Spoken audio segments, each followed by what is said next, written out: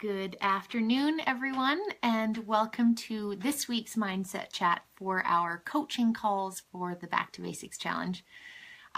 Obviously, every day I've been giving you a ton of hands-on coaching information when it comes to core exercises and squats and how to set up your lunges, but the mindset stuff is one of the most important pieces when it comes to building a successful, consistent habit with exercise. So one of the things that I want to discuss today is why strength training. So why did I create this Back to Basics challenge and have a focus on strength training instead of, say, interval cardio or running or core training or metabolic workouts, for example?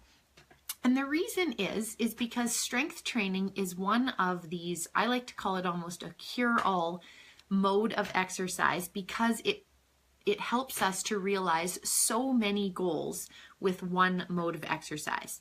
So this is definitely not about you not doing cardio or you not doing core work or you not doing interval training. Absolutely not. All I'm saying is that if we could imagine a pyramid, kind of like the US food pyramid, we have a different thing in Canada, we have the rainbow, but the pyramid, which means like at the bottom, that's what we spend most of our time doing, right? The base of the pyramid. Then the middle part of the pyramid would be like the next types of exercise that we add in a little bit less often. And then the top of the pyramid would be like the extra stuff that's like nice to have, can definitely help us to see results, but it's not need to have. And when it comes to, I like to call this the trifecta: body composition change, injury prevention, and overall quality of life as relates to exercise. How can we get body composition change, if that's your goal, of course, injury prevention, if that's your goal, and quality of life, which is a pretty big goal for most of us? How can we do that with exercise? And the answer is following that pyramid. So on the base part of the pyramid, what we want to spend most of our time doing is strength training. The biggest challenge with this is that I hear mostly from women is that I don't know what exercises to do. I don't have equipment to do the exercises. I don't have a fancy gym membership, or I don't have the financial means to get a fancy gym membership with all the equipment. And obviously you guys know my answer. You don't need a gym membership. You can do it at home for less than $100 with a couple dumbbells, body weight, and a piece of tubing. That's obviously what all of the workouts are in the Back to Basics challenge. So how do we get to the place with strength training where we feel comfortable with the exercises, we know how to read a program, we know what to do? That's what we've been talking about during this challenge. So because strength training makes up the bottom part of that pyramid, the next level on the would be things like interval cardio, metabolic workouts where we have, squat jumps and speed skaters and med ball throws. Absolutely important things. They can help to increase our metabolism. They get us sweating hard, which feels really good. Depending on where you're at in your life, if you're pregnant or not, maybe the metabolic cardio and the cardio intervals are taking a break for a while. Maybe you really like to run or you like to ride your bike, so that's where the cardiovascular work would come in on the middle. And then on the top would be the restorative movement stuff, like going for slow walks, yoga, any of the more restorative type exercise classes, that sort of thing, Tai Chi. So when we talk about strength training being on that bottom part of the pyramid, why it's that foundation is because it does so many beneficial things. So the first thing we'll discuss is body composition change. So when it comes to exercise, if we have goals to change our body composition or see results with our body composition, oftentimes I'd like to discuss that means that we may have goals to decrease body fat and increase muscle mass, or keep body fat amounts the same and increase muscle mass, or get stronger, or see more muscle definition, those sorts of things. If that's your goal, absolutely doesn't need to be your goal, but if it is your goal, strength training is the best, most adaptable for injuries, for wherever you're at in your life. for even if you're a beginner exerciser, strength training is the best thing for body composition change because it helps us to build muscle, which is that metabolically active tissue, and we can add intensity without adding too much impact. So what I mean by that is we can do squats and rows and push-ups, and there's a cat right in front of us. No, you're not the star of the show today. Thank you very much. You can sit on my lap though. Oh my gosh. Here we go. Live video. It just keeps you guessing, keeps you on your toes all the time. Now I've lost my train of thought because I got cat distracted.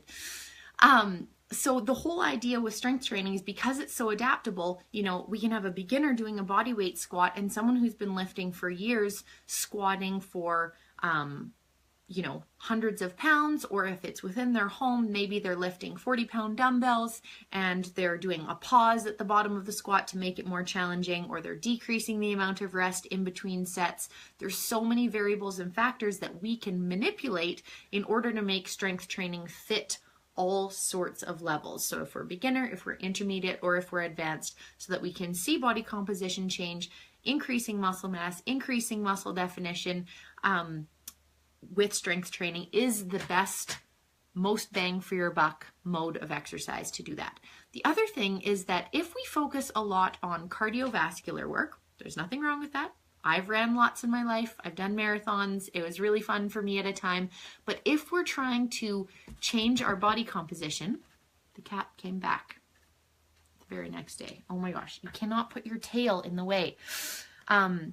If we're trying to use running to change our body composition, it can be a little bit more challenging because oftentimes we have to add more speed or more distance in order to see results. And no, do not put your head against that.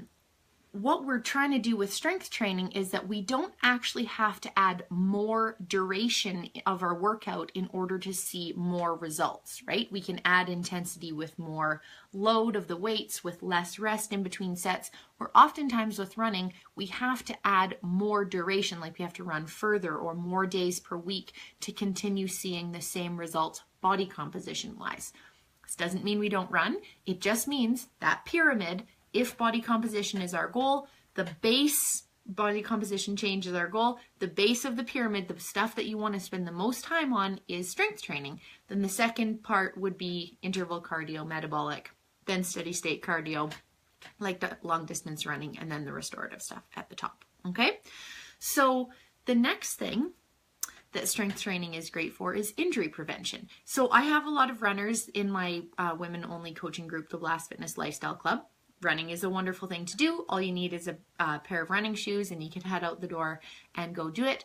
It's one of the most easily accessible forms of exercise, but I often get a lot of runners in my program that are dealing with lots of injuries.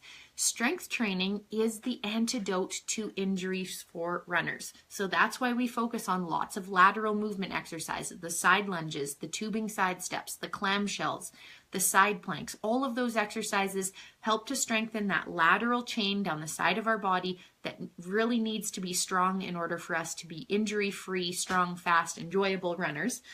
And strength training is key for that. The other thing to remember too is that when we're pounding the pavement over and over, or even if we're doing long bike rides too, even though it's our aerobic system that's keeping the blood delivering oxygen to our working muscles, obviously that's part of the training, but if our muscles aren't able to continue contracting over and over again, that's when we start to see breakdown in our form, that's when injuries start to occur, and so strength training to help us withstand the pounding of the pavement or the cycling for long distances really, really helps to overcome that gap of, you know, I'm aerobically fit, but I'm still getting constantly injured. What is the key here for me to not get constantly injured so that I can still continue to train? And the answer is strength training. The third piece of information that I love to use strength training for is quality of life. So this is less sexy, less of a selling point for say people in their 20s, or at least for me, when I was in my 20s, I was not concerned with lifting weights for increasing my quality of life. I was concerned with lifting weights so that I could see my muscles. That's why I was doing it. It was really important to me, which is a great reason. It totally motivated me at that point in my life. But my priorities have shifted. And for me now, having strength training in my schedule 2 or 3 days a week, sometimes 4 if it's a super awesome week, has helped me to decrease low back pain, be able to pick up my kid and carry her all around the house when she doesn't want to be put down that day, be able to go to the park and go up and down and push the swing and roll over and make her laugh and push the stroller up big hills without being out of breath. All of those things that we sometimes take for granted until we can't do them anymore with the same intensity or with the same amount of ease. And strength training helps to maintain quality of our joints, mobility. If we're doing it regularly, absolutely, strength training keeps us mobile because it helps us to stabilize our joints and be able to move through all the different positions that we need to in our day to have that quality of life. So we can swim, so we can go paddleboarding, so we can go on hikes, so that we can ride our bike, so that we've got the balance in order to do all of these things that become harder as we age. So you guys know that I'm a fan of strength training. That's why I created the Back to Basics Challenge as a strength training based challenge. And I honestly believe that I'm probably going to spend the rest of my life waving my strength training for women flag, because it is this factor that makes such a difference for body composition change, injury prevention, or injury rehab, and quality of life. I don't personally believe that any other mode of exercise can do so many things in one foul swoop, right? With 2 or 3 strength training workouts a week, it gives us so many benefits. And if we can just get over that little hump of knowing how to do the exercises, knowing how to read the program, having access to some dumbbells and tubing in our homes so that we can do it with less barriers, that's the sweet spot.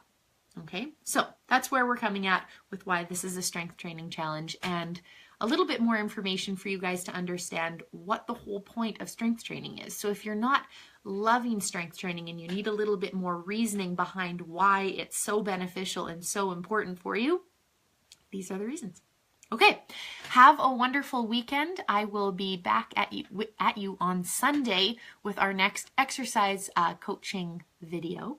And of course, if there's a specific exercise that I have not covered yet, please be sure to type suggestions into the Facebook group, send me an email. I'd be happy to cover that as we've got one more week in our Back to Basics challenge. Okay, take care.